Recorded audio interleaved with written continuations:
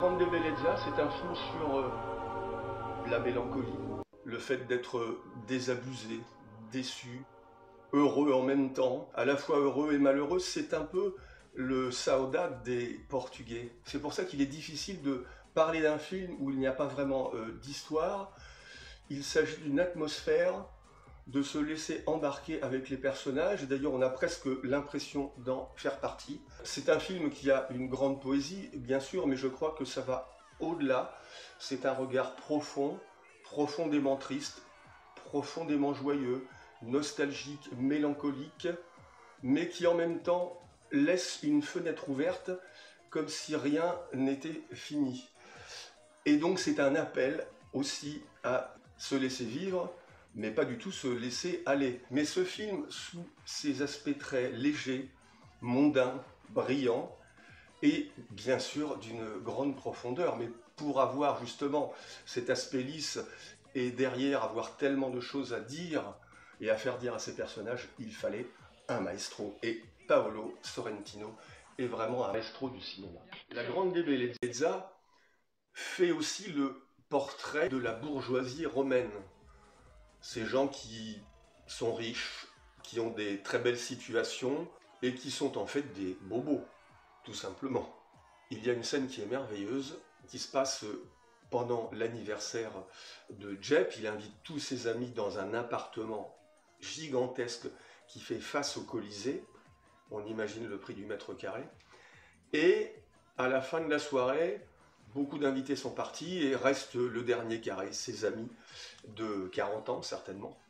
Et on voit que Paolo Sorrentino s'est bien amusé à caricaturer cette caste de gens très intelligents, très riches, très beaux. Et cette scène nous montre une discussion, on refait le monde, on reparle du passé. Et l'une des invitées tient des propos qui déplaisent à Jep Gambardella, mais c'est un mondain, c'est un homme bien élevé, il ne répond pas, il ne dit rien, jusqu'à un certain moment, si on le pousse trop, il répond. C'est ce qu'il fait, regardez, c'est assez cinglant.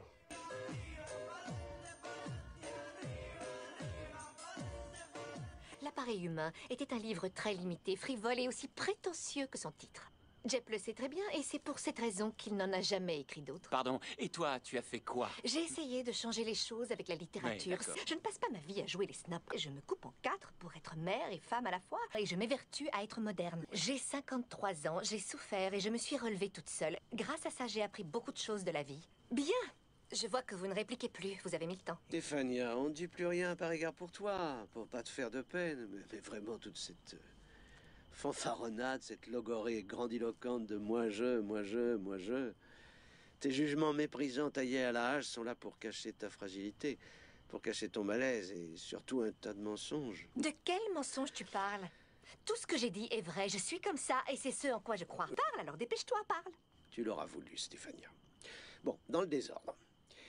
Ton grand sens civique de l'époque où tu étais étudiante, personne ne s'en souvient. Par contre, beaucoup se souviennent particulièrement bien de ton autre vocation. Celle que tu exprimais à cette même époque et que tu consommais dans les toilettes de la fac. Tu as écrit l'histoire officielle du parti parce que tu étais la maîtresse du chef du parti. Quant à tes 11 romans, ils ont été publiés chez un tout petit éditeur qui est financé par le parti. Ce sont des romans insignifiants, tout le monde le dit. Ou je te l'accorde, mon petit roman de jeunesse l'était tout autant là-dessus. Je te donne raison. Quant à ton histoire avec Eusebio... Non, enfin, Eusebio est amoureux de Giordano, tout le monde le sait. Depuis des années, ils déjeunent tous les jours chez Arnaldo au Panthéon, sous le porte-manteau, comme deux amoureux sous un chêne. On le sait tous, mais vous continuez à faire semblant. L'éducation de tes enfants qui te demande tellement de sacrifices, seconde après seconde. Et tu travailles toute la semaine à la télé, tu sors tous les soirs, y compris le lundi, alors que même les dealers de poppers restent chez eux. Tes enfants ne te voient jamais. Et tu as, pour être précis, un majordome, un domestique, un chef cuistot, un chauffeur qui accompagne tes enfants à l'école, 3 babysitters, bref.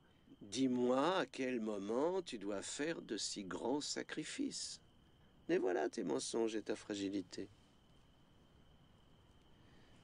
Stéphania, mère et femme, tu as 53 ans et une vie complètement dévastée, comme nous tous. Alors au lieu de nous faire la morale, de nous regarder avec mépris, tu devrais nous regarder avec affection. Nous sommes tous au bord du gouffre. Notre seul remède est de nous regarder en face, de nous tenir compagnie et de rire un peu les uns des autres. Personnellement, je pense que La Grande Bellezza est un des plus beaux films qu'on ait réalisé ces 20 dernières années.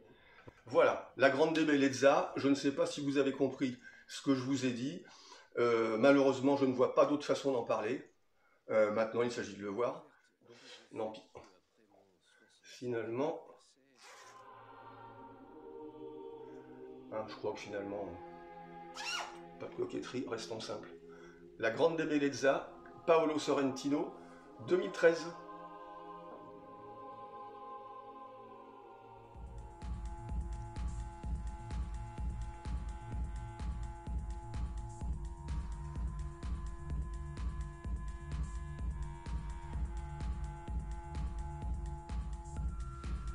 Qu'est-ce qu'il y a? Je me sens vieux. Vous n'êtes plus tout jeune.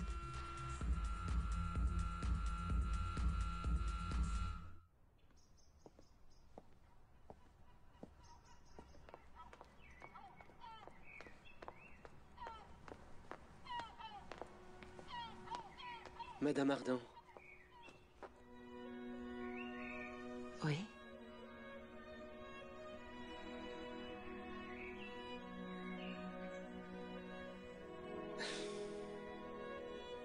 Bonne nuit. Bonne nuit.